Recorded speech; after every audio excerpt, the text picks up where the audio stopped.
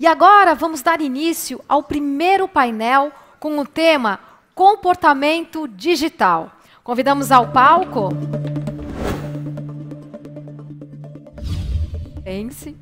Convidamos ao palco Carlos Aros, repórter e coordenador de produção da Jovem Pan, para mediar o painel.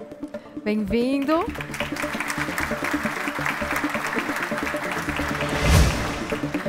Chamamos também o sócio da Opsi Bloom, Rony Weinshoff. Tudo bom? O diretor executivo do ITS Rio, Fábio Steibel.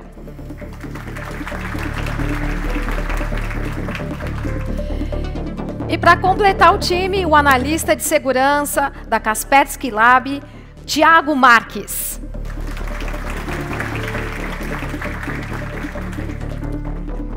A Marta também, claro. Marta, por favor, seja muito bem-vinda. De volta. Obrigada.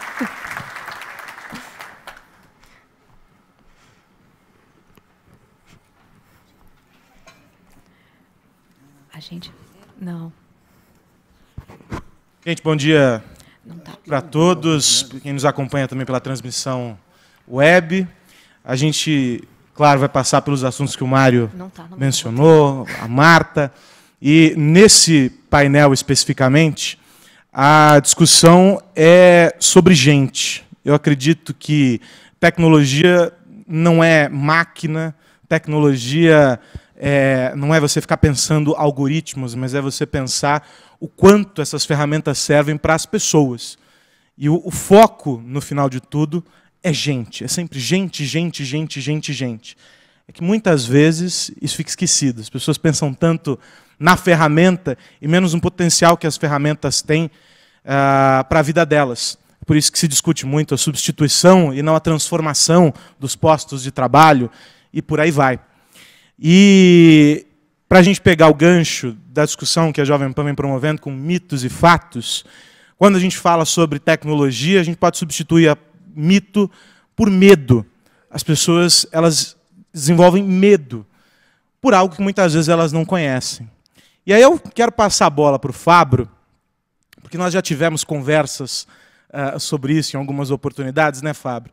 Mas muitas vezes me parece que a grande dificuldade, e a Marta falou muito sobre isso na apresentação dela, a grande dificuldade é estabelecer na rotina, no dia a dia, aquilo que mudou, aquilo que está mudando e como aquilo está mudando. As pessoas não perceberam que já vivem dentro de uma cultura digital. Elas só não foram educadas para isso, né? Olá a todos, muito obrigado pelo convite, Carlos. E acho que o trocadilho que você faz entre mito e medo explica bem o primeiro sentimento que nós temos quando a gente pensa em educação para a segurança, né? A primeira coisa que a gente pensa é precisamos de mais leis, precisamos investigar, baleia azul. Falo aqui, todo mundo pensa, tem que parar, pare baleia azul. E eu vou fazer uma provocação, eu vou começar com um polvo, vou falar de uma baleia e vou falar que a principal coisa que a gente precisa é comunidade. E talvez não esteja tão distante do que a gente pensa no dia a dia. Eu acho que curso é uma coisa super importante no ITS, a gente acabou de lançar o curso Infância Conectada para falar com o professor e pais, mas o alcance do curso ele pode ser limitado se a gente não pensar em algo que todos vocês têm a todo momento. Grupo de WhatsApp, grupo de Facebook, grupo de Telegram. Eu tenho um cartoon muito bom que eu gosto do Angeli, que se chama Homem-Polvo. O Homem-Polvo é alguém como eu, com 8 braços, aí um está no Twitter, um está no Instagram, um está no Facebook, um está no LinkedIn. E se a gente parar para pensar, cada um desses daí é uma identidade. Então, digamos que eu, Fábio, sou 8 pessoas facilmente. E cada uma dessas pessoas está num lugar. Agora, imagina que não sou eu, Fábio, adulto, sou eu, criança. E eu, criança, estou em outros lugares. E aí dá medo. Porque você começa a pensar, será que essa criança ela sabe estar no Instagram? Será que essa criança sabe estar no Facebook? Mas aí eu penso na baleia azul, que foi uma coisa que a primeira vez que me chamaram para a entrevista sobre baleia azul, isso foi no dia -1 antes de começar, eu falei, eu não quero falar não. Porque eu achei que era um hoax. Porque parecia que tinha muito mais medo da baleia azul e do que podia ser, eu falo, do que realmente um problema sistemático. E depois a gente viu que havia crimes, havia problemas, mas havia muito mais medo do que propriamente coisas para discutir. E para mim, para a criança polvo que vai ser enfrentada com a baleia azul, eu pensei, o que será que é a melhor solução para, em larga escala, trabalhar com essa criança? Eu acho que é comunidade. E aí, tem uma página que se chama Quebrando o Tabu. Quebrando o Tabu é uma página especial, principalmente quando você compara ela com a página do MBL e com a página do Mídia Ninja. MBL e Mídia Ninja são páginas que elas têm um posicionamento bastante extremista para um lado. E aí, quando você olha, não no conteúdo, mas nos comentários, geralmente é fora isso, viva isso, fora isso. Há pouco diálogo, há pouca comunidade. Quando você vai no Quebrando o Tabu, você se surpreende de quão construtivos são os comentários que acontecem ali. E aí, para finalizar minha fala, eu acho que mais do que a criminalização, a gente precisa pensar nessas comunidades, que é algo que todos aqui têm. Existem comportamentos que precisam ser reforçados nas comunidades. Não exponha a sua privacidade, cuidado para ser discriminatório, aceite o outro. E aí, a gente vai no que a gente chama de educação, que é a diferença entre você ensinar conteúdo e a diferença entre você ensinar competência. E se você é professor, eu sou professor, você começa a entender a importância que é ter competência, enxergar o outro, compreender o outro, do que conteúdo. Faça isso, faça isso. E competência é algo muito difícil de você ensinar, é algo muito difícil de você passar para frente. E a única forma disso é tendo didática. E eu acho que nas comunidades que a gente está, da sua família, do seu trabalho, do seu bairro, do seu condomínio, do seu prédio, é onde nós devemos exercer isso. Porque é o lugar onde a gente está mais próximo de daqui a pouco fazer uma intervenção com uma criança e, como adulto, explicar para a criança uma regra que serve para a gente. Quero só dizer que vocês aqui na plateia podem fazer perguntas, vocês todos receberam um bloquinho com caneta, podem fazer perguntas, alguém vai passar pegando essas perguntas e traz aqui e eu repasso para os nossos convidados. Eu vou pegar o gancho nessa história da criança polvo, porque nós estamos conhecendo a primeira geração conectada. Né? Aqui já são os nativos digitais, eles já conhecem o mundo a partir das telas. Né? E essa experiência de migração do off para o on, ela trouxe vários problemas, entre eles a descoberta de um universo. E aí, quando a gente passa a pensar que esses caras que descobriram esse universo conectado tiveram de ensinar a geração que veio depois deles a viver nesse universo conectado. Essa geração não. Ela já fez as próprias descobertas, ela já está ambientada, a criança já lê revista tentando arrastar para o lado como se fosse um tablet, e por aí vai. Qual é o grande desafio, sob essa lógica da criança polvo, Marta, para a educação? Então, eu acho que tem que educar os pais, tem que educar professores, porque por mais que o jovem, isso já acontecia com a geração Y, a mais recente, ele vem instrumentalizado com muita facilidade, que é uma coisa que as gerações mais velhas às vezes não conseguem. Mas ele não vem com todo esse arsenal de conhecimento, de experiência. Há uns anos atrás, eu assisti uma palestra de um livro, é um professor da USP, que ele fala da paideia, como é importante a paideia no desenvolvimento das pessoas do grego antigo. Né? E ele falava que se você... A ideia da paideia, que são os 12 trabalhos de Hércules, que você é um semideus virar um deus, é justamente você passar por todas as coisas ligadas à moral, ética, à transformação da pessoa, antes de você ter poder com 13, 14 anos e ser apresentado para a sociedade.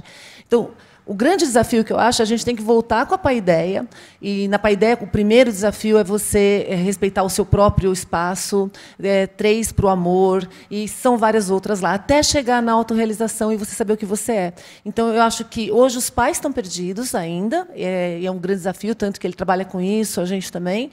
As crianças acabam ficando perdidas porque elas têm uma habilidade que o outro não tem, e os professores e as escolas estão correndo atrás, mas a gente tem uma estrutura física ainda muito forte que dificulta os fluxos digitais. Eu queria complementar uma coisa que foi falada, que, na minha opinião, a melhor maneira de você combater mito e medo é a educação. A gente faz isso com as crianças pequenas e a gente faz isso com a gente mesmo. Então, eu não vejo outro caminho para criar comunidade ou mudar a cultura da empresa sem você informar. E aí tem uma das coisas que foi citada no vídeo da Jovem Pan logo no começo, que é a informação correta. Então, acho que uma das coisas que passam por desafios para todos nós aqui é validação da informação. Pensamento crítico com validação da informação, ensinar a pensar, mais até do que ensinar competências, porque você consegue navegar um pouco melhor nesse cenário. Agora, Rony, tem um detalhe nesse processo da criação da comunidade. a gente leva para o ambiente digital as virtudes e também os vícios que a gente desenvolveu. Vou colocar aqui entre muitas aspas, eu sei que eles odeiam quando a gente diz assim, mas no mundo real. Aí eu uso o termo técnico que eles gostam, que é o mundo físico. Melhorou? Aí você fala mundo real, eles falam, não, real, não. Vícios e virtudes para lá. A gente vê isso nas redes sociais, ele citou os sites, etc. Há um problema nessa conversão. Como que isso tem sido combatido? Qual é o melhor caminho? E o que você observa nessa transição? Legal. Bom dia a todos. Parabéns pelo evento, extremamente relevante. Eu li há um mês atrás um post, uma matéria interessante falando dessa geração que eu me incluo, que eu nasci em 1980. Então, eu sou a geração Ximenion, né? Ou seja, a geração que não é nativo digital, mas que acompanhou toda essa evolução para a migração do digital. E por que eu falo isso? Eu sou de uma geração que, quando eu ia correr, eu colocava aquele Walkman amarelo e corria com aquele Walkman e corria meio que fazendo halter, de tão pesado que era, né? O telefone servia para ligar, o relógio servia para marcar a hora, a câmera fotográfica servia para fotografar. E por que eu estou falando isso? Porque cada dispositivo tinha uma finalidade. Ninguém lia aquele manual daqueles dispositivos todos. Isso nunca foi lido. Mas era fácil manusear. Você apertava play, tocava a música. Você punha para frente, a música para trás. Se o REC estivesse quebrado, você pegava uma caneta Bic e rebobinava fazendo assim, cara. E hoje em dia, um dos principais desafios é tantas aplicações e tantos dispositivos fazendo tantas coisas, ou seja, um smartphone, né? Será que a gente consegue compreender, de fato, todas as possibilidades existentes, que são infinitas em relação às aplicações existentes? Então, primeiro ponto, transparência e informação. As empresas de dispositivos e as empresas de aplicações, e eu estou falando de hardware e software, cada vez mais precisam ser cobradas em relação à transparência de todas as funcionalidades que existem, porque se exploradas de forma correta, se você sabe utilizar um Facebook, se você sabe utilizar um Instagram, se você sabe utilizar e explorar todas as funcionalidades, você consegue mitigar bastante os riscos. Uma outra questão super relevante é que nós sempre falamos, nós vivemos a sociedade da informação, mas não significa que nós vivemos a sociedade do conhecimento. Informação não é conhecimento. Às vezes, muita informação gera desinformação. E aí eu vou muito no sentido que a Marta comentou sobre a relevância de termos uma curadoria, de acordo com a idade, de acordo com o desenvolvimento educacional. E isso é um papel extremamente relevante das escolas em conseguir demonstrar, primeiro eu vou falar das escolas, depois eu vou falar dentro de casa, fontes de informação que sejam criteriosamente avaliadas de acordo com a idade, sem prejuízo de, aos poucos, soltar aí as crianças para o mundo da internet como um todo. Mas um ponto de reflexão, chegando à sua resposta, é o seguinte. Se a gente faz uma pergunta, se alguém matou aqui uma pessoa, obviamente que ninguém vai levantar a mão e vai falar que não. Se a gente faz uma pergunta aqui, alguém já baixou uma música sem pagar direitos autorais por essa música? Provavelmente muitas pessoas diriam que sim. Alguém aqui já se passou numa situação que extrapolou os limites da liberdade de expressão e acabou ofendendo alguém, etc.? Também provavelmente sim. E aí a questão é a seguinte, por que alguém deixa de matar uma pessoa? Muitas vezes não é porque existe um crime, eu vou ter medo de ir para a cadeia. São nossos freios morais. Eu não mato uma pessoa porque eu sei da aflição, eu sei da dor que isso vai causar. Ou seja, quando a gente se vê em situações dentro da internet como um todo, de ofensas, de cyberbullying, de ilícitos graves, realmente, qual que é a grande questão? Muitas vezes, os usuários não têm noção do potencial lesivo das suas condutas.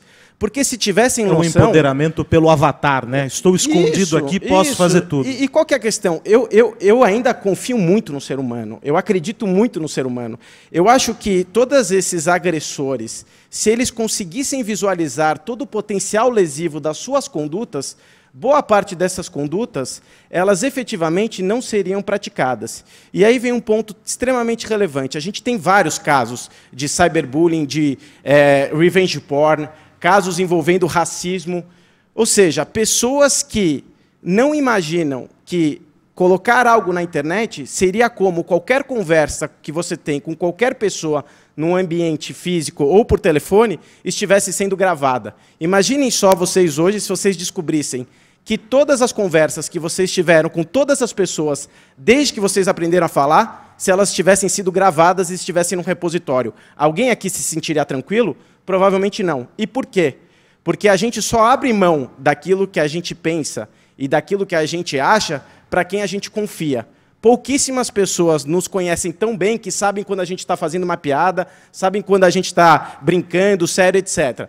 Quando você coloca isso na internet, você tem uma exposição automática do seu pensamento para o mundo inteiro. E isso gera reflexos sociais e, muitas vezes, reflexos jurídicos. E isso pode prejudicar tanto a vida da pessoa que está ofendendo, como a vida das pessoas que estão sendo ofendidas. Ou seja, precisamos parar, precisamos pensar. E aí vem um papel fundamental dentro de casa, porque educação começa dentro de casa, seja offline, seja online. Os pais precisam passar a experiência de vida que têm e os filhos precisam dialogar com os pais em relação ao conhecimento da tecnologia. E essa interação e essa relação de transparência entre pais e filhos é que vai trazer um futuro melhor para a sociedade digital, na minha opinião. Agora, Tiago, tem um detalhe nessa fala do Rony, que é o seguinte, né? Nessa troca de experiências, e quando a gente fala especificamente sobre segurança, quando a gente fala sobre essa troca de experiências, não necessariamente é uma troca técnica, mas é você dizer que, olha, se é um ambiente que você não conhece, você deve ser receoso, você deve ter cautela, você deve observar.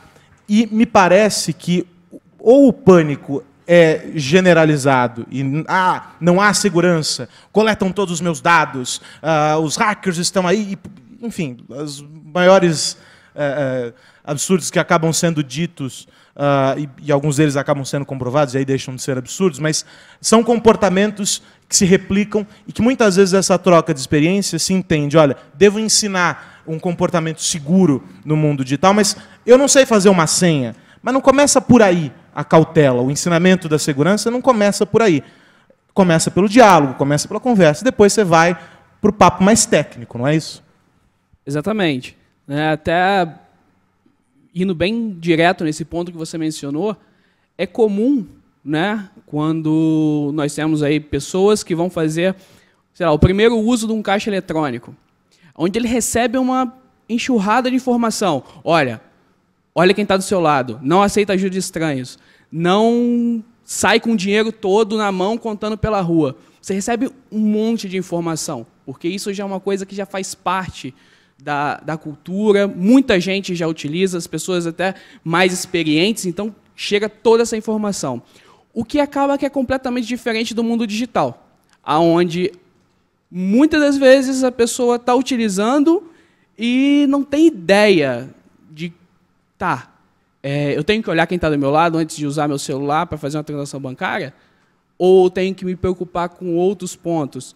Então, esse tipo de comportamento, né, que é essa informação que hoje em dia, infelizmente, não é passada da maneira que deveria ser passada. E isso nós vemos principalmente nos casos, assim, né, falando até bem diretamente de grupos de WhatsApp, Telegram, Facebook, onde existe um compartilhamento de informação assim que grande parte são coisas assim que você tendo um pouquinho de conhecimento, você fala, não é assim, isso não é possível fazer isso, né? Então, isso é uma coisa assim que realmente traz muitos problemas hoje em dia. Igual nós vemos, assim, analisando o nosso cenário de ameaças, hoje em dia já muitos criminosos já estão migrando para as ameaças dos dispositivos móveis. Por quê? Hoje o número de usuários de internet banking pelo celular está crescendo a cada dia mais. Então, eles precisam mudar. E como fazer com que esses métodos de ataque continuem sendo eficientes? Explorando no que está tendo mais uso das pessoas e, principalmente, aquelas pessoas que não têm a devida informação que deveria ter. Então, por exemplo, hoje, ataques por SMS. Hoje, praticamente, quase ninguém manda SMS. Porém, ao menos um por dia eu recebo. De que eu tenho que atualizar minha tabela de segurança, que eu tenho que atualizar minha senha de acesso ao internet banking, e com isso acaba que a pessoa, por não ter o conhecimento, fornece praticamente todos os dados, permitindo então aí um ataque. Agora, a gente deu aqui, vocês todos deram vários exemplos de pequenas transformações que somadas revelam o todo do que é esse processo da transformação, e etc. Agora, de novo, o indivíduo, no meio de tudo isso, ele sozinho, perdido, pequeno, minúsculo, no meio de todo um processo, e aí o Fabro sempre busca o senso de comunidade, o coletivo, etc. O que esse cara, sozinho, que está chegando agora no mercado de trabalho, que tem uma visão diferente daquela que boa parte das empresas tem, porque ainda estão fazendo essa migração, estão caminhando em direção a esse novo momento. É o cara que xinga no Twitter, é o cara que usa a mesma senha para tudo, é um despreparado digital. O que esse cara faz da vida dele para entender que esse processo aqui aconteceu? Ele sozinho não faz nada. Mas como ele começa? Porque a mudança começa dentro da pessoa, a mudança começa aqui. Olha, eu vou confessar 2 crimes e eu vou falar que eu descobri que eu sou um imigrante, né? Porque se tem os nativos digitais, eu como sou X-Menium, eu sou um imigrante digital, porque quando eu nasci não tinha TV lá em casa. E os 2 crimes que eu cometi, um foi antes da internet e um depois. O primeiro crime foi de preconceito, discriminação. Eu estava numa mesa com um amigo, e aí eu falei alguma coisa para ele, ele falou, cara, você foi preconceituoso. Eu falei, não consigo ver como, me mostre. E aí ele me mostrou e eu fui. Eu falei, pô, desculpa. E aí não fiz mais. O segundo crime foi ter uma foto de uma menor pelada no meu celular. Daqui a pouco alguém me manda no grupo uma piada que tinha uma menina pelada, claramente menor de idade. E aí eu peguei o telefone, liguei para ele e falei, cara, você tem noção do que você fez? Primeiro, isso é uma foto sem consentimento. 2, isso é uma menor. E 3, agora eu, que trabalho com direitos humanos, tenho uma foto de uma menor pelada no meu celular. Eu estou envolvido nessa cadeia. Por que eu falo isso? Porque se a gente tivesse uma cultura de vigilância que pegasse essa foto no meu celular e me colocasse numa lista negra e daqui a pouco está monitorando tudo que eu faço, eu estaria em maus lençóis e provavelmente todo mundo aqui estaria. Se eu estou numa comunidade onde eu posso falar com meu amigo, onde eu posso falar com meu primo, onde eu posso falar sobre isso, eu consigo entender os meus erros e falar, acho que eu vou fazer diferente. Então, essa convivência em grupo, eu acho que é a melhor coisa que a gente tem para o imigrante digital ou para o nativo digital. Tirando as pessoas da tecnologia, a gente não tem as normas morais para continuar trabalhando. Isso vem de antes da internet e com a internet se torna cada vez mais necessário de estar na arquitetura do sistema. Mas, Fábio, você concorda aqui nesse ponto? Eu concordo plenamente com você. Depende de qual comunidade que você está vivenciando, porque aí você está numa comunidade que, felizmente, você trabalha com esse assunto, e eu me deparo com essas situações todas do meu grupo de escola. Eu sou o único que sou advogado e que trabalho com direito digital. E aí, claramente, ali, quando acontece alguma coisa, eu falo, opa, peraí, pessoal, não é bem por aí, isso pode ter algum tipo de risco, isso não é certo, isso não é ético.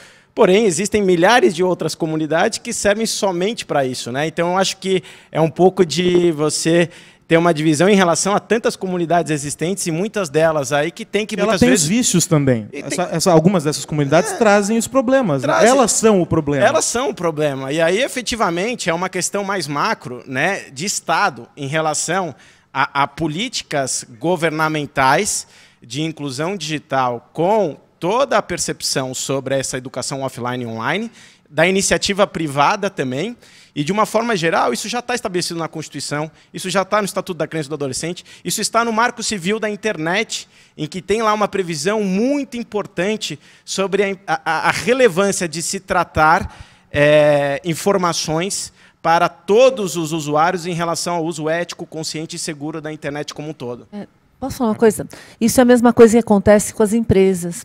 Quando a empresa, tem várias empresas nesse caminho meu, né, de consultoria, que quando você não tem políticas de utilização da internet, as pessoas não sabem como usar, elas fazem muita coisa errada, até aquilo que o Rony falou anteriormente, né, as comunidades não estão adequadas, mas quando você coloca política e ensina, não só não tem mais erro, né? Começa a diminuir bastante problemas de crises e de problemas, como as pessoas gostam mais de trabalhar na empresa. Então, essa mesma coisa que vem de cima para baixo, que a gente fala, né, social, governo, na família teria que a gente pensar na cultura, nas empresas também. O resultado é muito bom quando você alinha a comunidade com algumas coisas importantes. Aí que a mudança no comportamento não é a vigilância pela vigilância, não é o cara lá no TI bloquear o acesso aos sites, etc. Mas é o acompanhamento. A gente não está falando sobre a coleta dos dados, a revisão daquilo que o cara faz, não. É um outro tipo de vigilância. Eu acredito, e nesse ambiente corporativo, muitas questões que são praticadas não são dolosas. Não é o sujeito, eu vou praticar concorrência desleal, eu vou vazar informação.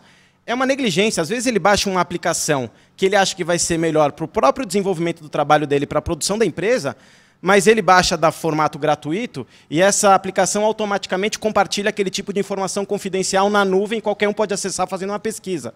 Ou seja, veja a gravidade, ele pode estar expondo um segredo empresarial, porque ele queria ajudar a empresa, mas a empresa ela não foi clara ao explicar as normas de que, escuta, infelizmente aqui você não pode baixar as aplicações que você quiser, porque isso pode incorrer em risco para a empresa, mesmo que você queira nos ajudar. Isso tem relação com Bring Your Own Device, Bring Your Own Cloud, e também com essas questões, de uma forma geral, de empoderamento do próprio trabalhador dentro das empresas.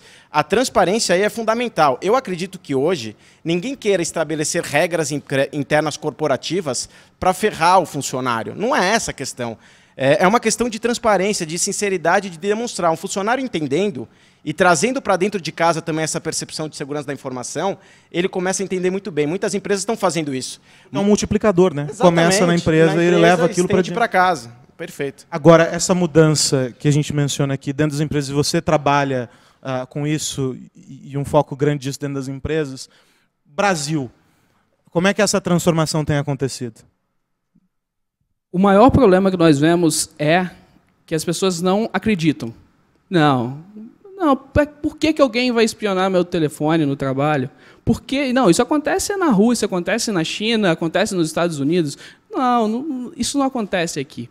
O que não é real? Isso já tivemos casos, temos casos sempre de situações exatamente assim, onde a pessoa tem um dispositivo, esse dispositivo não existe nenhuma regra, ou se existe a regra, né, a regra não é bem clara para o funcionário, onde esse dispositivo, a partir do momento que ele tem o acesso àquela rede corporativa, ele já é utilizado como o vetor inicial.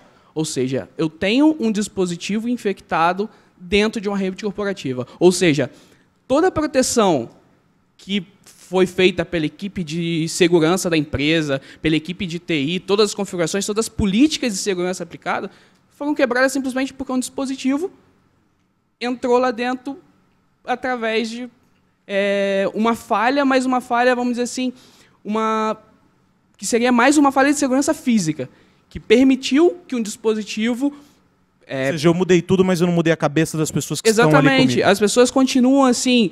Tem muito esse pensamento de que não, isso não acontece. É proibido você utilizar smartphone dentro da empresa. Essa empresa eu tenho que sair. Porque não posso. Por que eu não posso usar meu smartphone? Qual o problema disso? O que isso vai trazer? Acho que assim, é necessário avaliar um pouco melhor e não somente desse pensamento de que querem me proibir de fazer alguma coisa. Pode existir realmente Então, isso, posso falar uma coisinha? Isso você consegue por meio, de novo, de educação. Uma das maneiras de persuasão, né, as regras de persuasão que a gente estuda aí na parte de cognitivo, quando as pessoas sabem por quê, elas ficam muito mais aptas e motivadas a fazer aquilo. O problema é que a gente não explica por quê. Mostrar o benefício. É mostrar o benefício ou mesmo os malefícios. E vale isso em família também. Às vezes, a educação em casa, se você explicar exatamente por que você está querendo aquilo ou está discutindo aquilo, muda o comportamento. Não é um pouco... Aí vou fazer o papel de advogado do diabo aqui e aí para os dois, tá?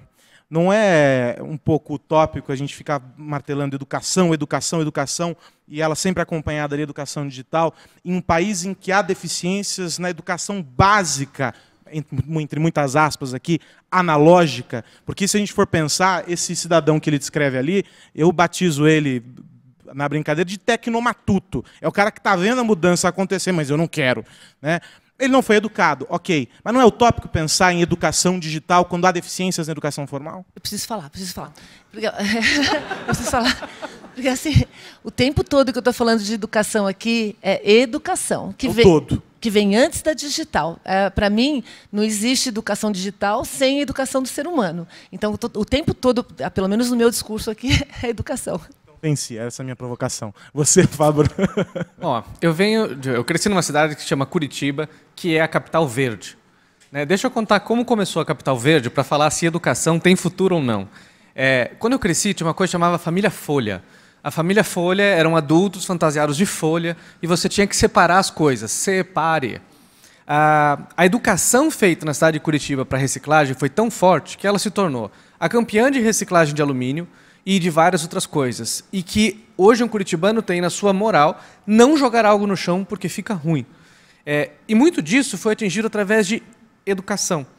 Então, eu acho que se você consegue fazer uma cidade, consegue ter uma indústria de aqueles carrinheiros que empurram coisas, que é responsável pelo nível de reciclagem de alumínio, que é uma pessoa que não tem internet, participar do processo de reciclagem e meio ambiente, eu acho que a educação ela é onde começa a repressão.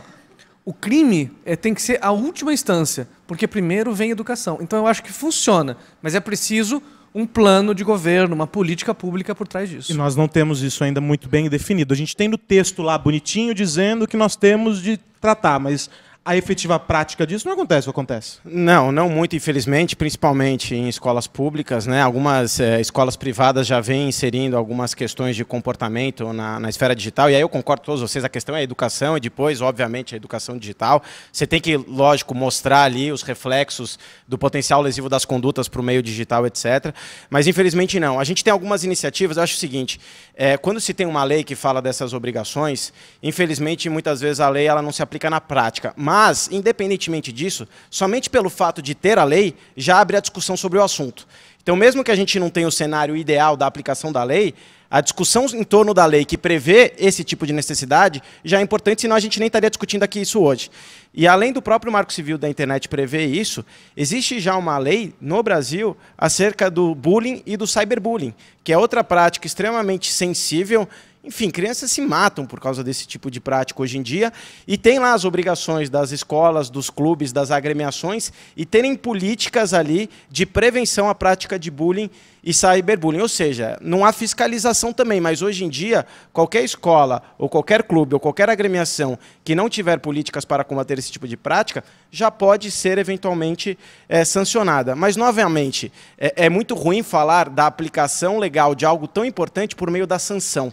Ou seja, o ideal seria efetivamente, e as empresas fazem isso muito bem, eu acredito, de termos esse tipo de conversa, como nós estamos tendo aqui hoje, se expandindo cada vez mais. Se as empresas puderem prover isso para os seus funcionários, se os funcionários já puderem levar isso para dentro de casa, já seria ótimo.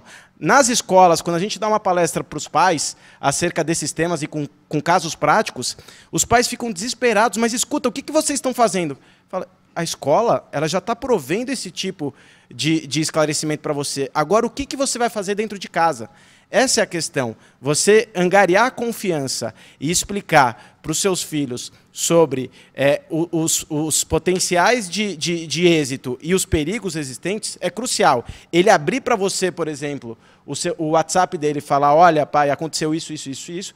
Essa relação é muito importante, como sempre existiu, mas agora com o meio digital traz um potencial muito maior. Ou seja, replicar modelos que nós já vivemos ao longo do tempo em diferentes situações, agora para o mundo digital. Só que tem uma palavrinha que surge sempre que essas discussões acontecem, etc., que é a tal da privacidade. É algo muito discutido e é um conceito bastante amplo para alguns, quando a gente entra em méritos ali de interesses que são defendidos. As empresas defendem sob uma determinada perspectiva, o usuário defende a privacidade sob outra ótica, ou seja, é algo muito conflituoso. E a gente tem assistido episódios em que as pessoas não se sentem donas dos dados. A Marta falava sobre o poder e o quanto isso é valioso. As pessoas elas não se sentem donas, ou, na verdade, elas não sabem que elas são donas das informações, dos dados que elas produzem na internet. Claro, isso passa também por educação, passa por todo esse processo, mas qual é a mudança de postura que a gente já pode observar de bate-pronto, seja do ponto de vista de regulamentação? A gente tem lei de proteção de dados sendo discutida, me parece que sem muito avanço, me corrija se eu estiver errado, mas ela ficou suspensa aí no meio dos outros problemas. O que falta nesse ambiente? Quem quer dizer? Quem vai?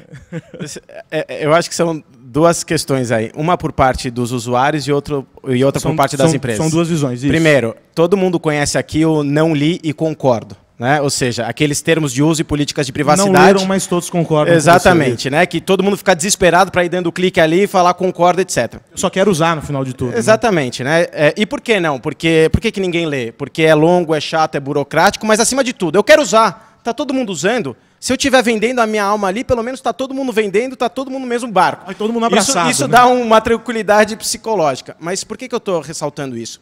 Primeiro, se alguém aqui tivesse um contrato de compra e venda de um bem de 100 mil reais, será que nós leríamos esse contrato? Talvez a gente até contratasse um advogado para ler esse contrato para ver se não tem uma pegadinha, certo? Por quê? Porque o valor ali é alto. E aí vem a primeira reflexão. Hoje em dia, boa parte dos usuários sabe muitas vezes que a contrapartida por um serviço que é ótimo e é gratuito são nossos dados. E sabendo que a contrapartida é essa, significa que muitas vezes ainda nós não valorizamos os nossos próprios dados. Porque se nós valorizássemos, nós leríamos, no mínimo, a cláusula que fala qual que é o tipo de coleta e tratamento de dados, e a gente poderia optar, vou escolher esse serviço ou vou escolher um serviço que eventualmente é pago e não coleta dado. Então, essa é a primeira reflexão. E no segundo momento, que eu acho que daí é crucial, e isso o Marco Civil ele trouxe um avanço, que é a questão da transparência. Mas espera aí, para eu entender que dado será coletado e o que será feito com esse dado, eu que sou usuário hipossuficiente da informação existente, eu preciso ter de forma clara, transparente, exatamente o que ali vai ser feito. E isso é uma deficiência que as empresas têm e que cada vez elas têm que evoluir, porque senão estão descumprindo o próprio Marco Civil da internet. Eu acho que tem mais uma questão com relação à privacidade e transparência. As pessoas não sabem a diferença entre privacidade e transparência. Então, começa já no indivíduo. Então, às vezes eu pergunto para as pessoas, né? Ok, tem muita gente que fala que a privacidade não vale mais nada, que eu sou totalmente aberto, não sei mais o quê. Aí eu peço para a pessoa, me dá o número do seu cartão de crédito, então. Né? Se todos os dados estão abertos, você não liga para mais nada, você dá o número do seu cartão de crédito em alguns ambientes. É uma seleção da informação que você revela de acordo com a estratégia. Então, se a gente não entender que privacidade é importante para a gente conseguir resolver coisas na vida da gente, definir imagem, etc., e saber que transparência é, a partir da hora que você revelou algo, aquele algo vai ser coerente o mesmo tempo todo, não significa que você tem que revelar tudo. Então, o exemplo que eu dou é, imagina que eu acordo de manhã e briguei com meu marido, né? Tem muita gente que acha que você tem que chegar no ponto do ônibus e falar, olha, eu briguei com meu marido, ok? E eu tenho que falar, olha, eu fiz isso, chego no trabalho, eu briguei com meu marido. Isso é burrice catatônica. O que você faz quando você tem problema na empresa é lida na empresa. O que você colocou para fora, que é o que interessa para as pessoas de fora, isso tem que ser transparente. Como as pessoas não sabem a diferença, elas ficam se embananando. Fazem textão no Face. Isso, exatamente. E aí coloca as coisas e... Então, é esse o processo, eu acho. Agora, tem um processo aí, vou provocar o Fábio e o Tiago. Tem um processo no meio de tudo aí, que é a demonização das empresas, né, das companhias. Ah, porque o Facebook é um homem mau, porque a empresa X é mau, porque, olha, eles querem os meus dados e eles vão acabar com... Há um exagero também desse outro lado. É preciso equilibrar um pouco essa balança, porque senão a gente acaba criando um embate, quando, na verdade, não deveria haver, né? Tem uma coisa que a gente pratica no Brasil, que é multissetorialismo. Se você pegar o Marco Civil da internet, ele foi feito assim. Então, em algum momento, as telcos, telecomunicações disseram o que queriam, as empresas, a sociedade civil, e daquele bolo tem um processo político que sai a lei, que é uma lei celebrada no mundo todo. Nenhum outro país tem uma lei como a nossa, tão progressiva, tão promotora de direitos que existem. Não é fácil escutar todo mundo. Eu vejo o Facebook e o YouTube, que talvez sejam as duas maiores empresas que coletam, tratam e analisam dados, com várias ações para melhorar a qualidade da internet. Por outro lado, eles são também causadores no momento em que eles são os agentes centrais do que estão lá. A melhor forma de trabalhar com isso é regulamentando. E aí vamos pensar na Lei de Proteção de Dados Pessoais, né? Se eu falar aqui Lei de Acesso à Informação, provavelmente vocês têm toda uma experiência muito positiva dessa lei. Antes de 2011 não tinha. Não ter uma lei de dados pessoais, uma proteção de dados pessoais hoje é tão ruim como não ter uma lei de acesso à informação. É bizarro o Brasil não ter essa lei e por isso a importância desse debate. Vamos pegar São Paulo, onde você tem, por exemplo, o Wi-Fi público. É ótimo de você ter iniciativa privada oferecendo um serviço que, às vezes, o Estado não tem um modelo de negócio para oferecer. Mas sem uma lei de dados pessoais clara, você pode estar pegando os meus dados, os dados da criança polvo, o dado de todo mundo, e usando esses dados para financiar o Wi-Fi público. Se isso acontecer, pode ser muito caro. Você tem drones vindo da China. Se um modelo de negócio for a exportação de dados pessoais de brasileiros para a China, para serviços feitos lá, isso pode ser um modelo de negócio que não interessa o interesse público. Então, eu acho que regulamentar dados pessoais, dizer o que pode e o que não pode, é bom para o setor privado, para o setor público e para a gente, para todo mundo. As empresas, eu acho que tem que ter um pensamento um pouquinho mais amplo de corresponsabilidade. Se a gente for ver a eleição do Trump, você analisando as estratégias, e teve um evento no MIT falando que ele ia ganhar, quem usou dados, da mesma forma que os presidentes anteriores usaram a televisão e rádio de maneira antecipada, só que ele é menos caixa preta, hoje você consegue fazer um dark post no Facebook, que só a pessoa vai receber, analisando os dados dela e perfil dela, você consegue ter um poder de manipulação maior, e isso os outros não veem, só a pessoa que foi direcionada. Então, uma discussão disso que está começando a ter mais forte nos Estados Unidos, eu acho que tem que ter com relação a todas as plataformas, porque quando você tem uma caixa preta de tecnologia, ou você tem possibilidades que só alguns conseguem acessar, isso pode causar uma discussão maior. Eu acho que elas têm que ser, em algum grau, entra na dança. Diga, Thiago. Eu só queria adicionar um ponto que foi falado aqui, que eu acho que tem tudo a ver com isso que a gente está falando, que eu acho que tudo tem que começar com o valor do usuário dar nas suas informações. Não adianta regulamentar, não adianta colocar diversas regras e começar a cumprir. Mas se o usuário não der o valor nessa informação que ele tem, não ver que essa informação que eu tenho é muito cara para eu simplesmente doar por um serviço que eu posso estar comprando por, não sei, R$2, R$5, isso acho que não adianta, não chega ao que nós realmente queremos. Um exemplo bem claro disso é o que acontece, né, hoje nas lojas para celulares. Por exemplo, o Google Play. A questão mesmo do termo de serviço, de o que ele vai fazer, que tipo de informação coleta. Hoje, é obrigatório, dentro do Google Play, mostrar tudo que um aplicativo vai fazer. Ou seja, eu estou instalando um aplicativo, ele me diz que eu vou capturar a sua informação de localização, vou capturar todos os seus contatos, eu vou monitorar todas as suas chamadas, todos os seus SMS, e mesmo assim as pessoas instalam e muitas das vezes simplesmente ignoram tudo que foi falado. Mas posso dar um contraponto? Hoje já tem sistemas que com as suas curtidas no Facebook, que são públicas, né? Você curte, ele consegue analisar o Ocean, que são as 5 características de personalidade, com 30 curtidas já sabe mais do que um colega, com 70 mais do que um amigo. Ou seja, mesmo as coisas públicas que você colocou como público, elas podem ser utilizadas nesse contexto para ser direcionadas. Então, é por isso que a discussão tem que ser não só com as políticas específicas, né? Tem que misturar. E aí, só um ponto relevante, tem também uma discussão sobre a responsabilidade pelos algoritmos. No Brasil, a gente teve uma decisão extremamente relevante do STJ sobre scoring de crédito. Ou seja, da discussão sobre a pontuação para conceder ou não conceder crédito em qualquer tipo de financiamento. E o STJ muito bem disse, não, pode ter o score de crédito sim, só precisa haver uma transparência em relação aos consumidores acerca da base para chegar naquele cálculo, mas protegendo a propriedade intelectual sobre o algoritmo em si. E recentemente também houve uma condenação na Europa do Google, envolvendo o Google Shop, em relação à questão de antitrust com outras lojas, porque cada vez mais aplicações provêm mais tipo de serviço. Ou seja, cada vez mais o algoritmo ele vai pautar ali o que pode ser feito ou não e deve haver uma fiscalização em relação a isso. A gente já está entrando nos minutos finais, faltam alguns minutinhos, e aí a gente recebeu algumas perguntas, algumas eu estou eliminando porque já foram respondidas aqui, mas vou passar para o Thiago, só você mencionou o Google Play, etc., e aí a pessoa não se identificou, mas ela fala sobre sistema mais seguro e etc.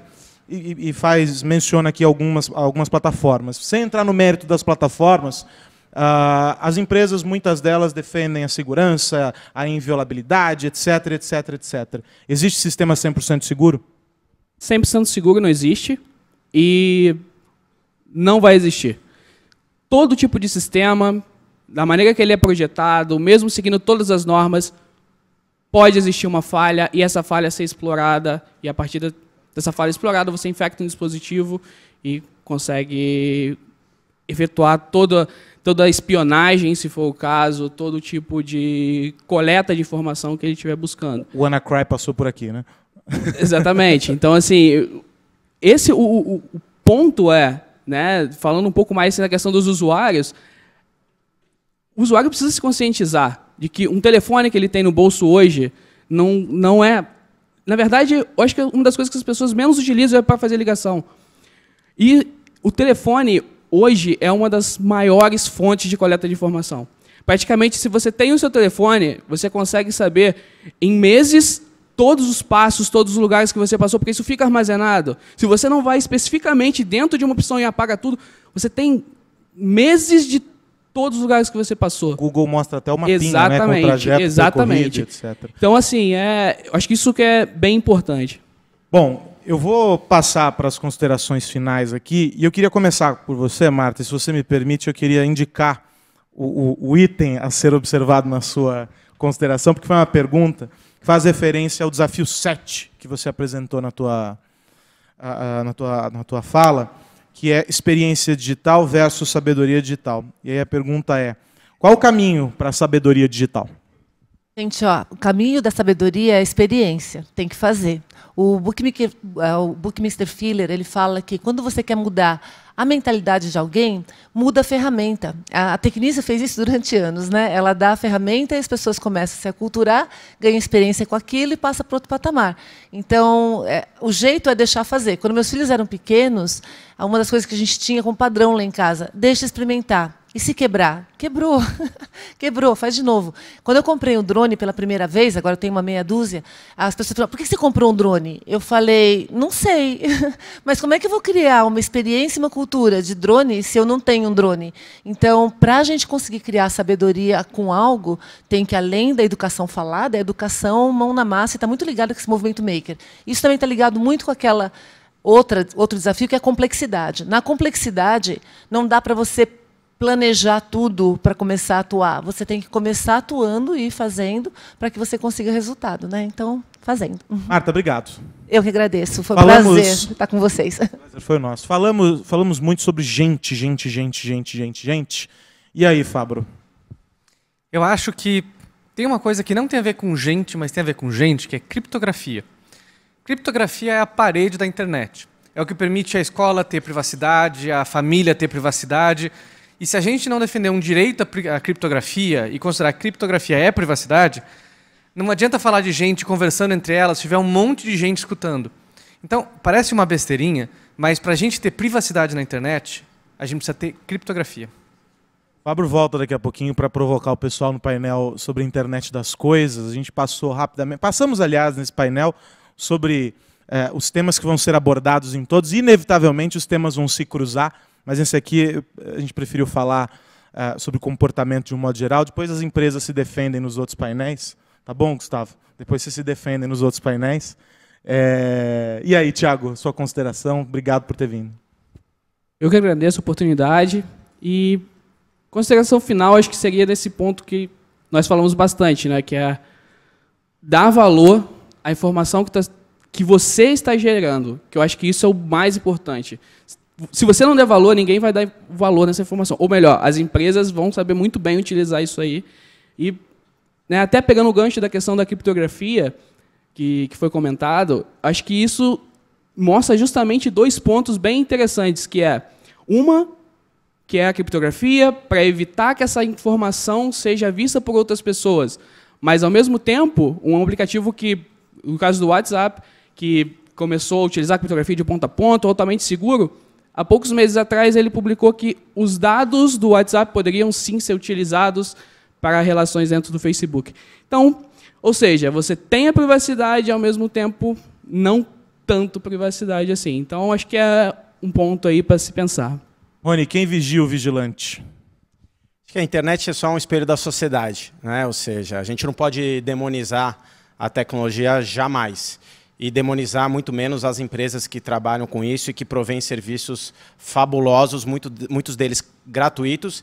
E se a contrapartida são os nossos dados, resta transparência para saber se o usuário quer fazer um acordo para isso ou não.